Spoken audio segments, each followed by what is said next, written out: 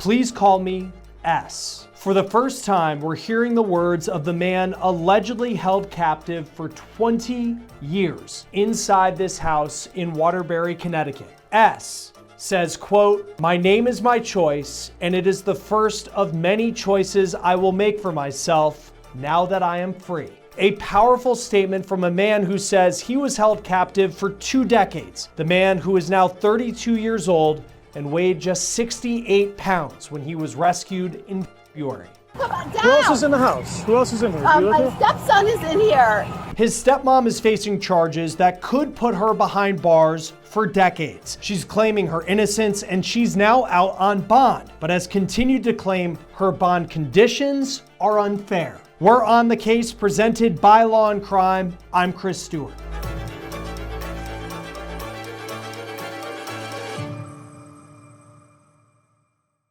For the first time since a man who says he was held captive starting at the age of 11 by his stepmom after she allegedly took him out of public school, we are hearing from the 32-year-old man who says he now wants to go by the name S. To this point in court documents, S has been known as Male Victim 1 or MV1, but we will now call him S. He says his new name is the first decision he's made for himself since his stepmom began to hold him captive inside this home in Waterbury, Connecticut, starting in 2004. S released this statement this week through an organization called Survivors Say. It begins with "Please call me S. This is not the name given to me by my parents when I was born. I'm choosing a new name for myself, and I will use that name as I reclaim control over my life and my future. I'm a survivor of more than 20 years of captivity and domestic abuse. I was held prisoner in my home from the time I was taken out of the 4th grade at age 11 until 2 months ago at the age of 31 when I purposely set a fire that helped set me free." Oh my God. It's 2 Blake Street. What's the address?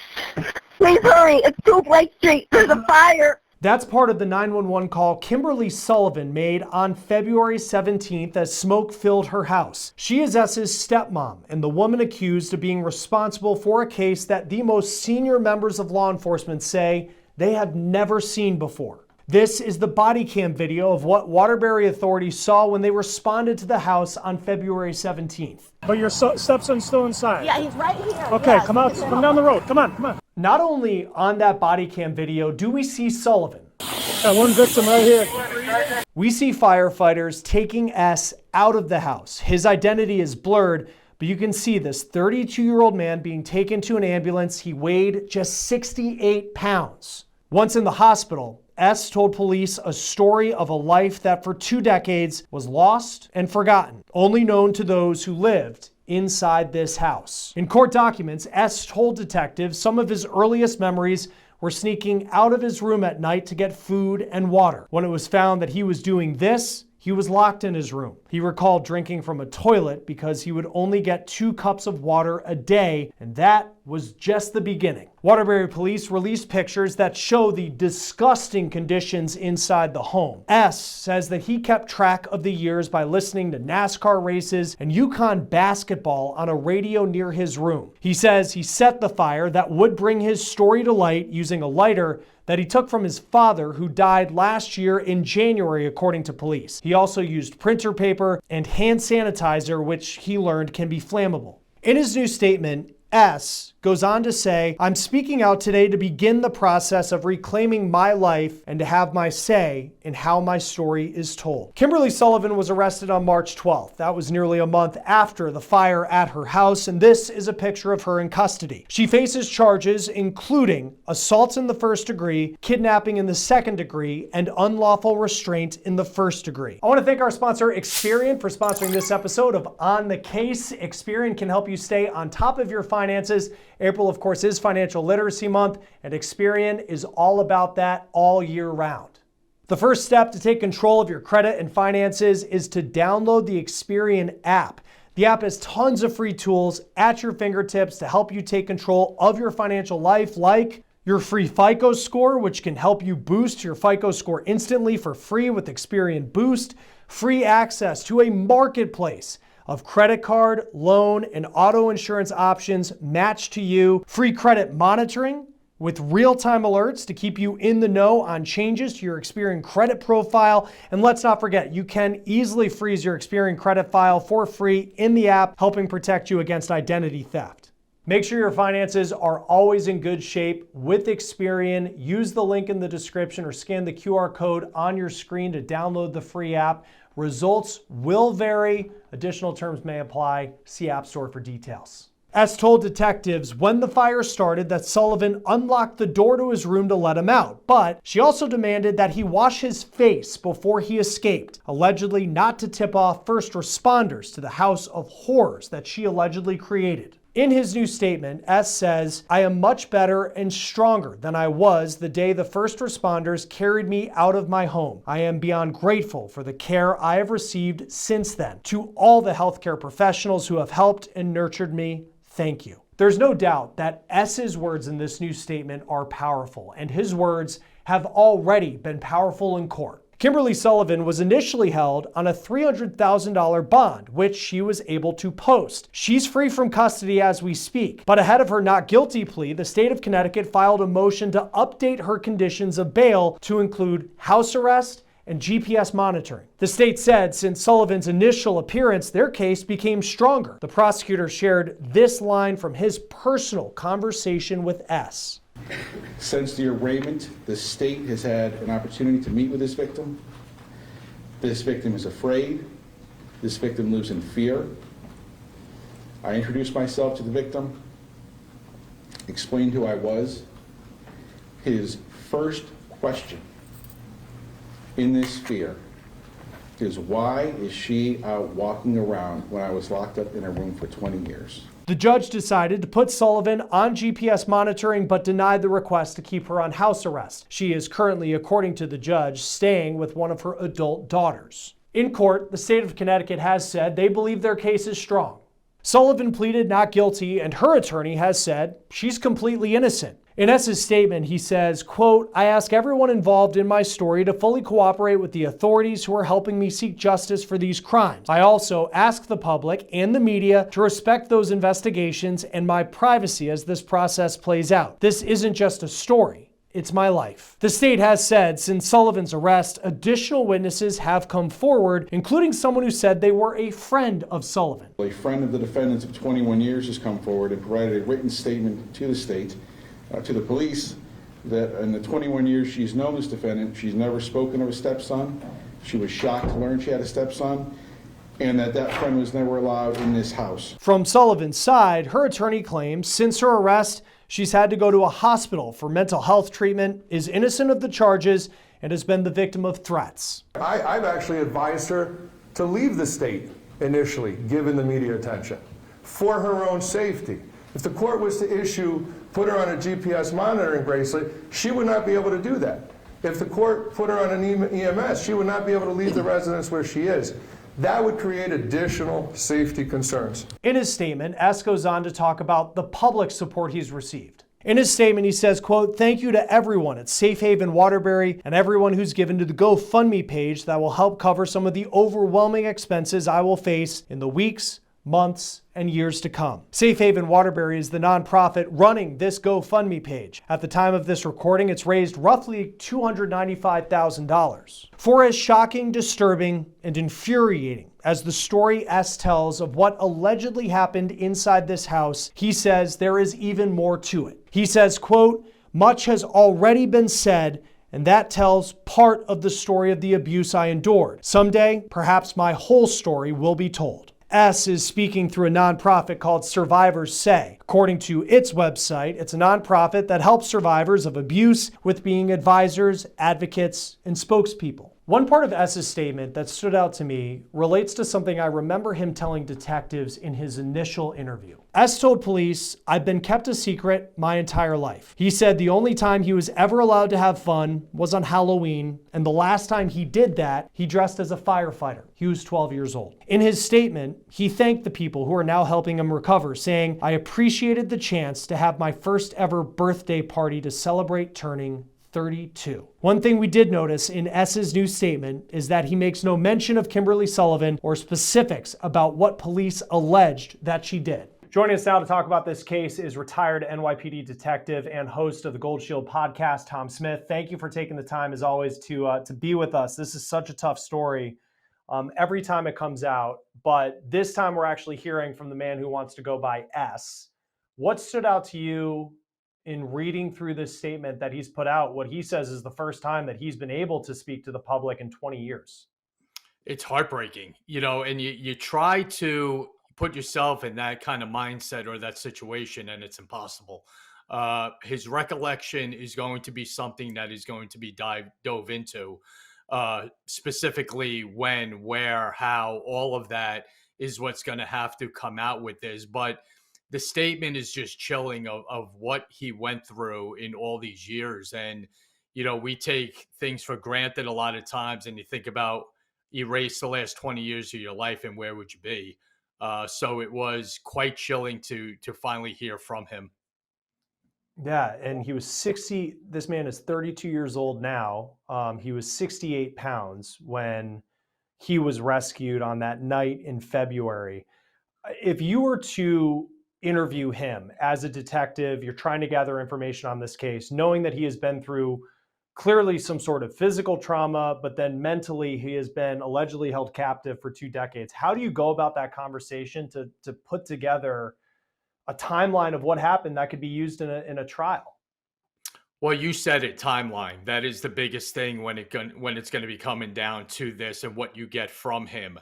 What I would do, just the experience that I have and what I've done, I would start off with just a general conversation of what he recollects and what he has a good memory of.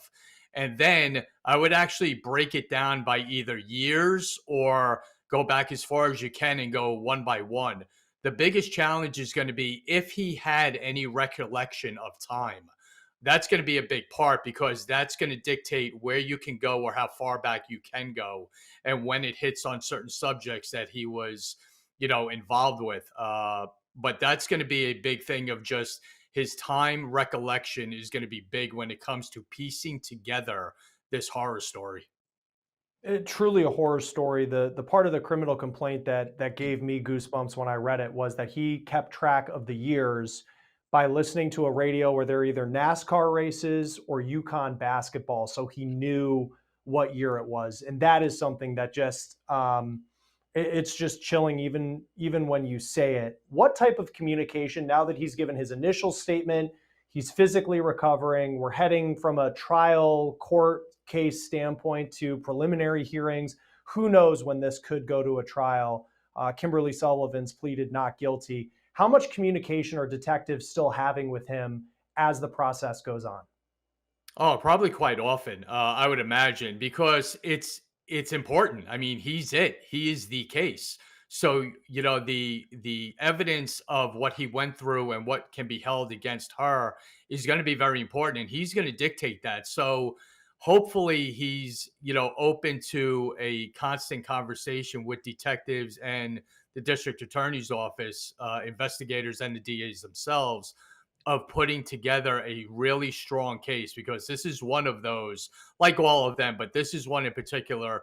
You don't want anything to go wrong. You don't want any technical issues, technicalities, any of that. So you want it done by the book, so this woman does never see the sunlight again. Yeah, because I'm sure her legal team is going to look for every little technicality that they possibly could to rule out key pieces of evidence in S's testimony if we get to that point. In these types of cases, what type of technicalities could be a big problem that you don't want to make that type of mistake if you're a detective? Well, any searches that were done in the house, any evidence from interviews of her, was there any statements that she provided? But I think the biggest thing with what we see right now is going to be anything taken from the house, search warrants that were done and conducted, how they were obtained, what they found, where they found it. All of that has to be absolutely pinpoint correct. And I know we've talked in some previous episodes, whether it's domestic abuse cases, sadly child abuse cases, cases of neglect, we see that. This does seem to be at a different level. But what are some of the key pieces of evidence? I know we've seen pictures from inside this house. There was clutter everywhere. Granted, there was a fire that eventually set S free. So there was damage inside the home. But what are some of those pieces of evidence that could be really key in a case like this? Well, he can provide where he was held, different rooms that he was held in, and then you go a deep dive into those rooms, any DNA that was in there, any photographs, any recordings, any phone calls, anything like that. Uh, where was this kid for all these years? Were there any communications or visits from schools, from Child Protective Services, anything like that? All of that is going to go into a big package when it comes to the prosecution of this woman. And, just going through the house methodically of every piece of thing, every piece of evidence that can be collected to ensure that it goes in the right way against her. And I know from the public standpoint, we haven't received documents from DCF as of yet. There's a question of whether they exist because in Connecticut cases, if they go unfounded, they're erased after 5 years. They did visit roughly 2004, 2005. But what does the cooperation look like between a DCF Family Services and the police in these types of investigations? What type of access do you have as an investigator to what a family services organization may have? Well, you hope they're all on the same page, especially when it comes to something like this and the welfare of a child who is now an adult. But you have to rewind it as it being a child. You can't look at the victim as an adult right now because all this took place while he was a child. And you hope that they do their job and they are on board with any access that these detectives or the DA's office needs. They will be fully transparent in everything that they have, on an evidentiary scale to make sure this case is solid. And in your experience in covering neglect cases or domestic abuse cases, child abuse cases, all are horrific. I look at one of the key pieces of one of the lines that her defense attorney has given as she's pleaded not guilty. And he's said not just we're collecting evidence, he has said she believes she's 100% innocent. She is shocked that she would ever be accused of something like this. And one line he gave was, where are the chains? This is someone, he's 32 years old. He is not a minor. He could have gotten up. He was 68 pounds. So, I don't know physically if he could have, but he could have walked out of the house. That could be the argument from the defense attorney if this ends up going to trial. Having seen these cases and understanding the dynamics that victims are in, what is the reality of that in these types of cases as to why he might not have been able to escape? Just a sheer terror. You don't know the conversations that took place with him. Were there any threats made? If he leaves this room, she's going to kill him. Anything like that. So that's what, the interviews are going to be very important. What threats were made to him? And the malnutrition at 68 pounds and being an adult is very hard to, first of all, have your mind in the right spot to, enable yourself to do something to get away. At least he had enough sense with the fire, which, ended up being a godsend with this. But all of this is into a brainwashing mindset mentality when it comes to the victim. The threats, I am sure, were made, and where and how he was locked in a room. It's very easy to say, well, why didn't he get up and walk out? Well, if the room is bolted, you're not getting out. And the chains thing and all that, that's not, a necessity to be held against your will. That's just a flamboyant statement from a defense attorney who is looking to do anything to get this mother off. And it appears from the defense attorney that he is pretty flamboyant, seems like a hard charger, which maybe he has to be in a case like this where there's so much public attention, and it does appear that there is a lot of evidence. Knowing that S, who has been, he hasn't been in school since he was in the 4th grade. He has been allegedly held captive for 20 years. How do you prepare a witness for a trial knowing that the cross-examination is likely going to have some very difficult and potentially traumatic questions coming his way? Yeah, that's when the DA's office needs to get experts in dealing with that in front of him and just methodically go through scenarios, practice, getting cross examinations from someone, a little aggressive, but that's where the DA's office needs to get these testimony experts involved with him to walk him through exactly what's going to happen and how it's going to be. And the DA needs to protect that victim for sure. That is the paramount part of this. If you were to interview Kimberly Sullivan, she was arrested roughly a couple weeks later after the rescue was made on February 17th from the fire. What are some of the questions that you would ask her that would be very critical in a trial? Wow. We could do a whole show just on an interview of Right. her. Like, where do you even begin? Yeah. You go back to the beginning. I mean, exactly that, Chris. You go to the very start of this, of why and how and what triggered it, what happened to put you in this, and did it just become a long-standing thing that you were worried about getting, in trouble, so you just prolonged it? There's a number of ways that interview could go. That's if she even, sits down with them and talks, but that could be a array of avenues that you could start or go in, depending on her attitude and what she says and how she's saying it.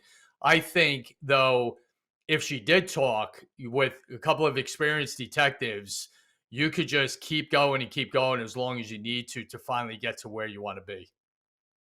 She was initially given a $300,000 bond. She was able to post that. So she's out free. The state has added some conditions. The judge added conditions that the state requested, like a GPS monitor. She, according to her attorney, isn't thrilled about that.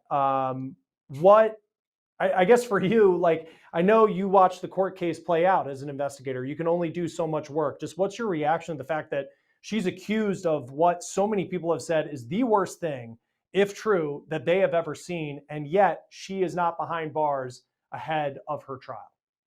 Welcome to the 2025 criminal justice system, especially in Connecticut. These are the problems that are facing law enforcement, district attorneys' offices when it comes to crimes like this, and these low bails, and the ability of these people to just walk out of jail who are being charged with the most heinous of crimes. And this is certainly one of them, involving a child for so many years, and the neglect and abuse that had to take place in order to do this. And she's home and she's complaining about it. And that's what's going to infuriate people even more, that she's upset that there are parameters of her staying in her house, which is not going to fare well for her going forward. Yeah, it's just such a shocking case. And I know probably the biggest loaded question that we wouldn't be able to find an answer to, but will be asked for a long time, is just, how does somebody fall through the cracks for 20 years? They disappear from public school and then you never see them again.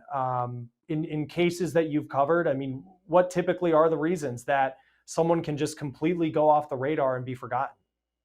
I haven't heard of one for this long. This is a groundbreaking one for a number of reasons, because you just stated it.